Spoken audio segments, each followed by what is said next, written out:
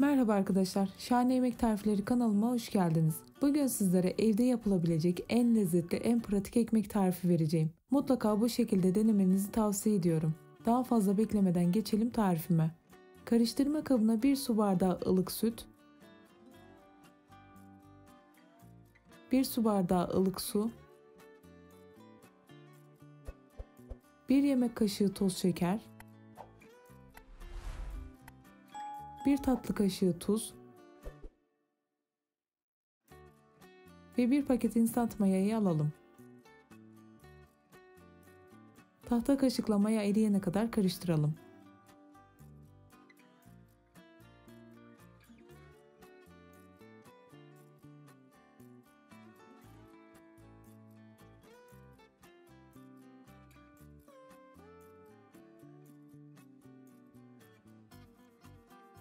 Daha sonra üzerine 2 yemek kaşığı eritilmiş tereyağı ekleyip tekrar karıştıralım.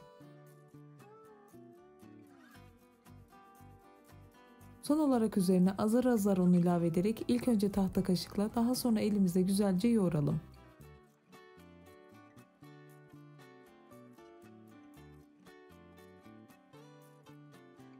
Bu arada 5 su bardağı un kullandım. Lütfen sizler kontrollü ekleyin.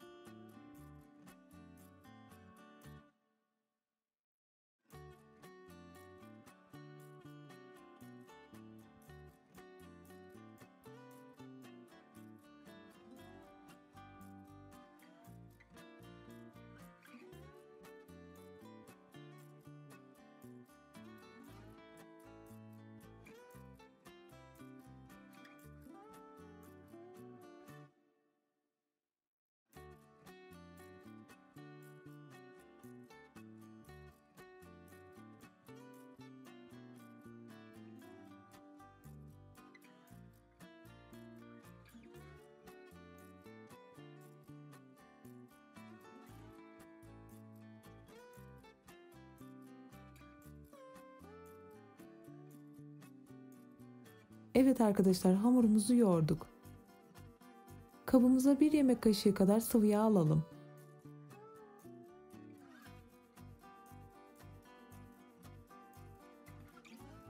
Hamurumuzu koyalım.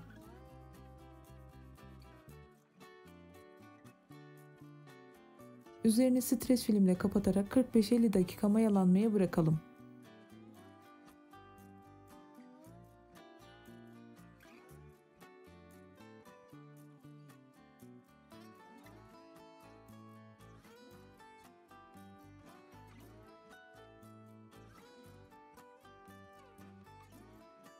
Evet arkadaşlar, hamurumuz mayalandı. Üzerini açalım.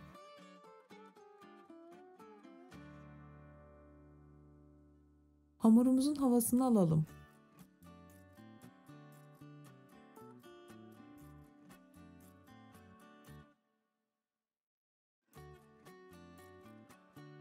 Hamurumuzu tezgaha alalım.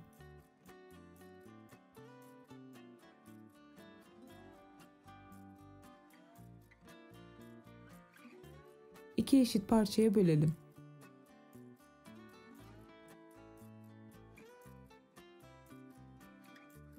Hamurlarımızı silindir şeklinde uzatıp bezeleri ayıralım.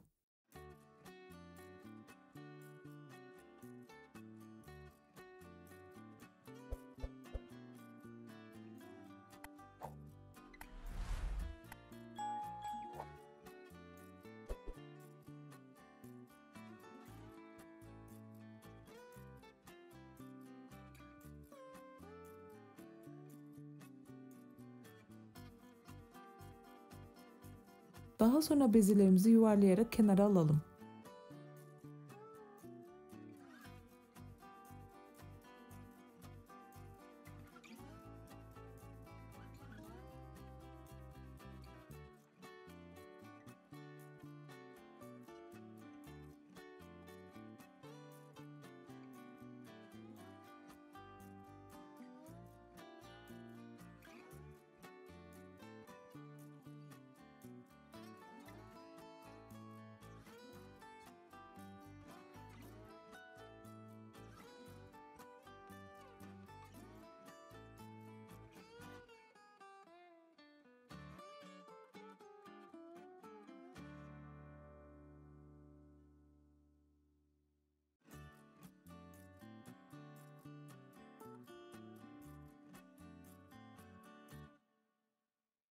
Toplamda 9 tane beze elde ettim. Daha sonra hazırladığımız bezeleri elimizde düzelterek yağlı kağıt serdiğimiz fırın tepsimize aralıklı olacak şekilde alalım.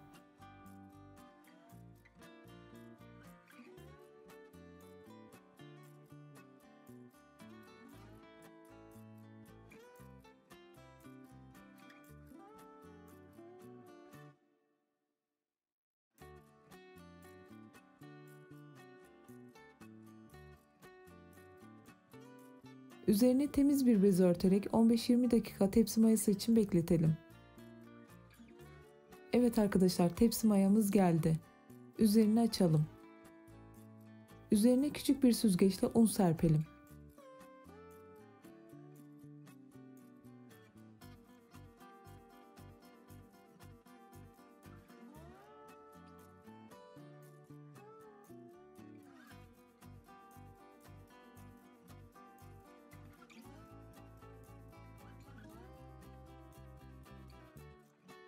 Son olarak keskin bir bıçakla üzerine çizik atalım. Ben maket bıçağı kullandım.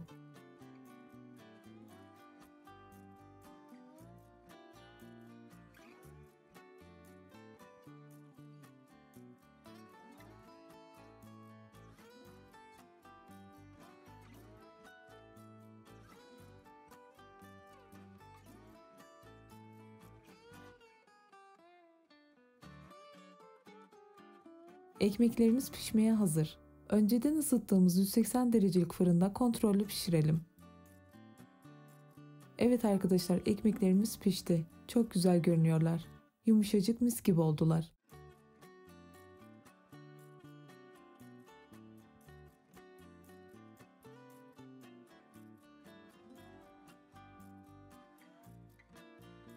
Deneyeceklere şimdiden afiyet olsun. Videolarımdan haberdar olmak için kanalıma abone olmayı ve bildirim zilini açmayı unutmayın. Bir sonraki birbirinden lezzetli tariflerde görüşmek üzere. Hoşça kalın.